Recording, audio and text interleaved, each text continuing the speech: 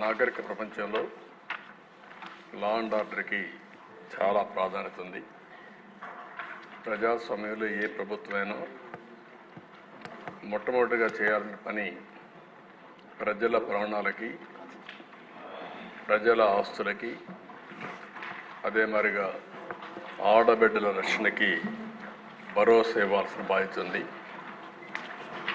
ఒకసారి ఇలాంటి ప్రజాస్వామ్యంలో కూడా, ఇలాంటి నాగరిక ప్రపంచంలో కూడా ఇంత అనాగరికంగా చేయగలుగుతామనేది చాలా బాధాకరం.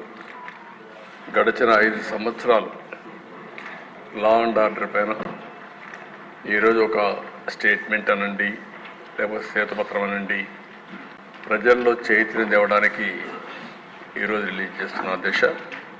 Next page. ప్రత్యేకంగా ఒక 5 అంశాలపై నేను ఫోకస్ చేస్తున్నాను. డీటెయిల్గా వచ్చినప్పుడు మీకు 1 by 1 ఎక్స్ప్లెయిన్ చేస్తాను తర్వాత. నెక్స్ట్ అధ్యక్ష, ఆంధ్రప్రదేశ్ పోలీసులు ఒక ప్రత్యేకత ఉంది. ఇదే పోలీసులు సమైక్య ఆంధ్రప్రదేశ్లో శాంతి భద్రతను చాలా పర్ఫెక్ట్గా చేశారు. మీరు కూడా ఆ రోజు మంత్రిగా, ఎమ్మెల్యేగా చూశారు. ఎన్ని ఒడుగుదొడుకులు వచ్చినా లా అండ్ ఆర్డర్ మెయింటైన్ చేసిన ఘనత ఆంధ్రప్రదేశ్ పోలీసులది. ఒకప్పుడు రాయలసీమలో ఫ్యాక్షన్ పాలిటిక్స్ ఉండేది. ఇక్కడ ఎమ్మెల్యేలు కూడా ఉన్నారు. ఫ్యాక్షనిజాన్ని అరికట్టడానికి సమర్థవంతమైన అధికారులు ఉపయోగించాం. ఏ గ్రామాల్లో ఫ్యాక్షన్స్ ఉన్నాయో ఆ గ్రామాలపైన శ్రద్ధ పెట్టాం. ఒకప్పుడు దేశ కొన్ని గ్రామాలకే పరిమితమైన ఫ్యాక్షనిజం, తర్వాత రాజకీయాలు కూడా ఉపయోగించుకుని ఎక్కడికక్కడ నియోజకవర్గాల్లో కూడా ఫ్యాక్షన్ నియోజకవర్గాలుగా తయారు చేసే పరిస్థితికి వచ్చారు. అందుకనే మీరు చూస్తే రాయలసీమలో ఫ్యాక్షనిజం లేకుండా చేయాలని ఒక దృఢ సంకల్పంతో ముందుకు పోయాం.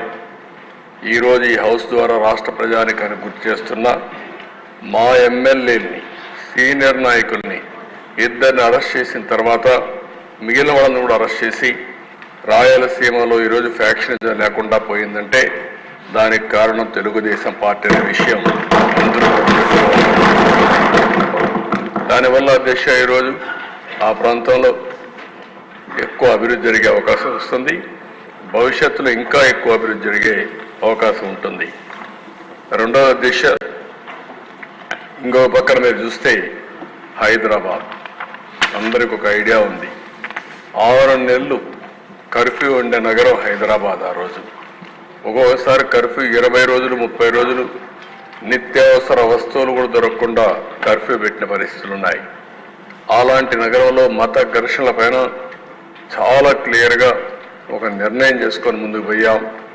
ఉక్కు పాదంతో ఒక మంచి సంకల్పంతో ముందుకు పోయాం. అదే మరిగా ఈరోజు మీరు చూస్తే అధ్యక్ష, హైదరాబాద్ అంటే ఓల్డ్ సిటీ నుంచి విజయవాడకు పోవాలన్నా, ఒకప్పుడు బెంగళూరు పోవాలన్నా, బాంబేకి పోవాలన్నా ఓల్డ్ సిటీ టచ్ చేసిపోయే పరిస్థితి. అలాంటప్పుడు ట్రాఫిక్ అంతా కూడా నిలిచిపోయేది. ఈరోజు మీరు చూస్తే హైదరాబాద్ మత సామరస్యానికి ఏమాత్రం కూడా విఘాతం కలగకుండా చేయగలిగాం. దానివల్ల